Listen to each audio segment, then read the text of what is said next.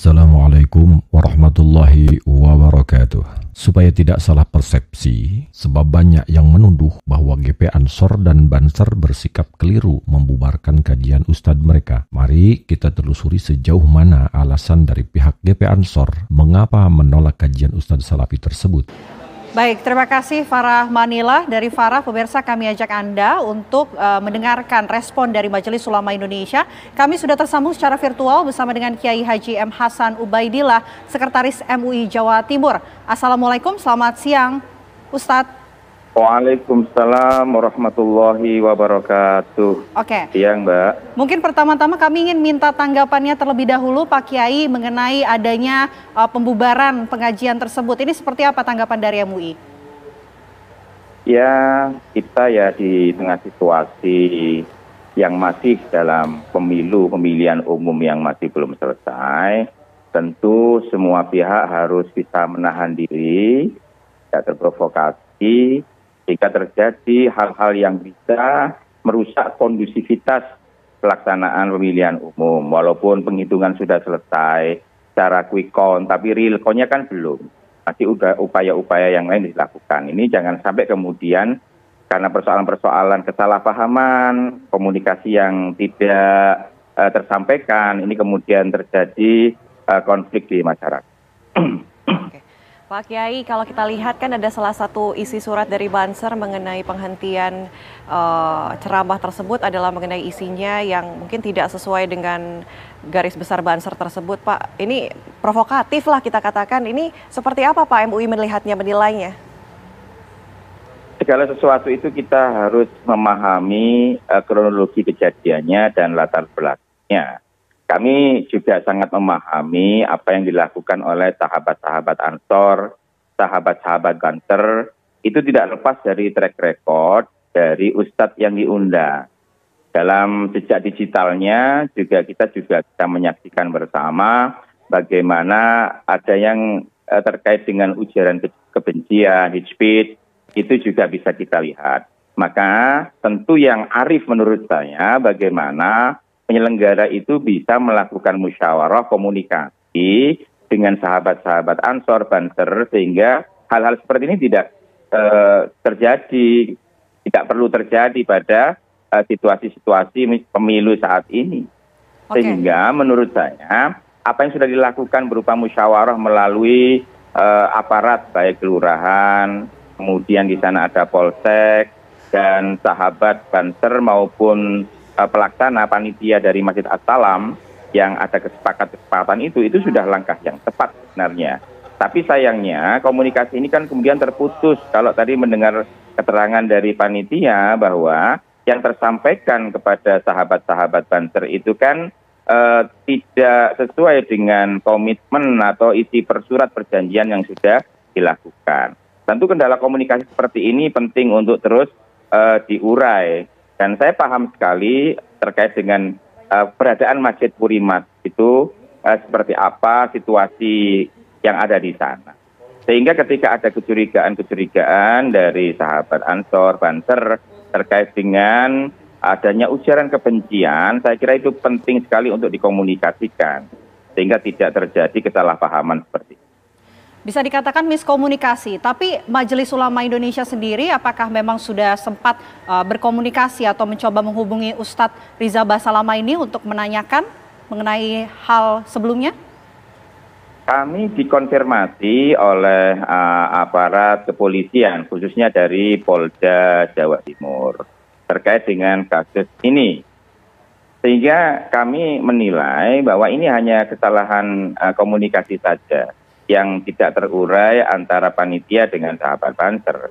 Maka kami dari Majelis Ulama Indonesia Provinsi Jawa Timur ketika berdakwah itu tetap mengedepankan kesantunan dan memperhatikan kearifan lokal. Panduan dari Al-Quran, ud'u ila sabili rahmati bil hikmati wal mau'idatil hasanati, itu penting sekali untuk dijadikan pedoman. Jadi berdakwah terkait dengan ila sabili rabbika bil hikmati, dengan hikmah kebijaksanaan ini menjadi utama harus dilakukan. Sehingga komunikasi terkait dengan berbagai macam hal ini salah satu bentuk kearifan, bentuk hikmah yang harus dilakukan sebelum kita itu menghakimi atau sebelum kita itu melakukan dakwah. Baik. Terima kasih Kiai Haji M. Hasan Ubaidillah, Sekretaris MUI Jawa Timur. Selamat siang Pak. Assalamualaikum warahmatullahi wabarakatuh.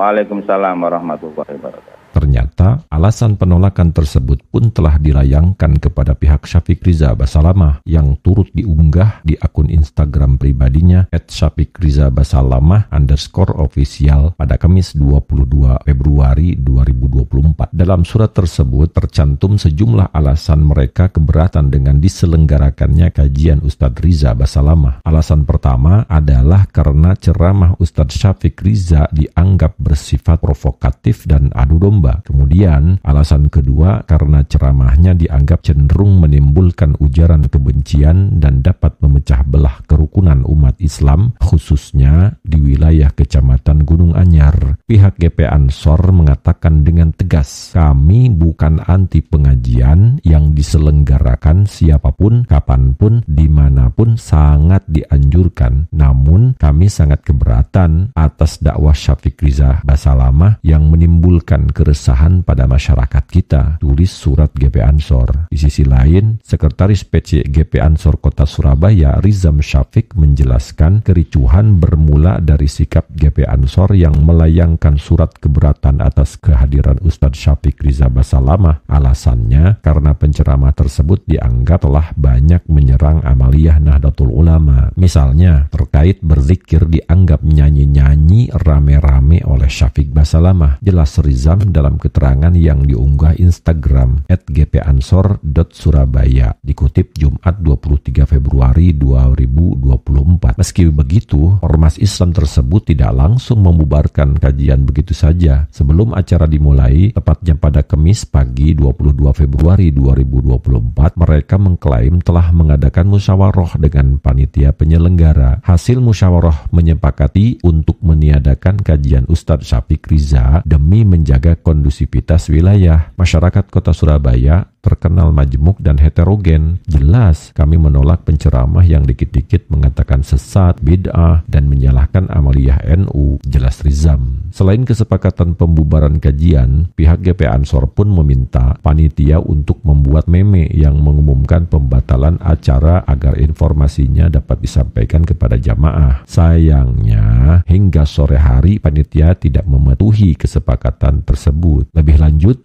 Rizam menjelaskan bahwa keributan terjadi saat jelang maghrib. Penyebabnya karena anggota GP Ansor dan Banser yang berada di lokasi ingin melaksanakan sholat, namun ditolak masuk oleh panitia. Sahabat Ansor Banser ingin masuk dan melaksanakan sholat jamaah, namun ditolak dan diusir oleh panitia. Dan bahkan terjadi pemukulan seperti video yang beredar. Ungkapnya, setelah salat maghrib, tiba-tiba panitia mengumumkan melalui pengeras suara masjid bahwa kajian tetap akan berlanjut. Pengumuman tersebut kemudian menyulut ketegangan di antara kedua kelompok. Sahabat Ansor Banser mencoba masuk masjid untuk menanyakan iktikad baik dari takmir dan yayasan. Namun beberapa jamaah tiba-tiba dari belakang memukul Ketua PACGP Ansor Rungkut, sahabat Lukman, dan langsung dilerai oleh sahabat Banser lainnya, jelas Rizam. Rizam juga membantah narasi yang menyebutkan bahwa Ansor dan Banser telah membubarkan kajian Ustadz Syafiq Basalamah. Menurut dia, kesepakatan pembubaran kajian tersebut adalah kesepakatan bersama antara GP Ansor dan pihak panitia. Tapi ternyata panitia justru malah mengingkari perjanjian. Pihak GP Ansor pun telah melaporkan insiden kekerasan ke Polrestabes Surabaya. Hal itu dilakukan karena 4 anggota Banser menjadi korban kekerasan dalam kericuhan yang terjadi. Bukti video sudah jelas yang melakukan kekerasan awalnya mereka. Dan kami tidak sedikit pun mundur untuk tetap mengawal dakwah Islam yang rahmatan lil alamin tanpa ujaran-ujaran kebencian, ujar Rizam. Nah, sekarang sudah jelas kan bagaimana sikap GP Ansor dalam mengawal dakwah yang rahmatan lil alamin.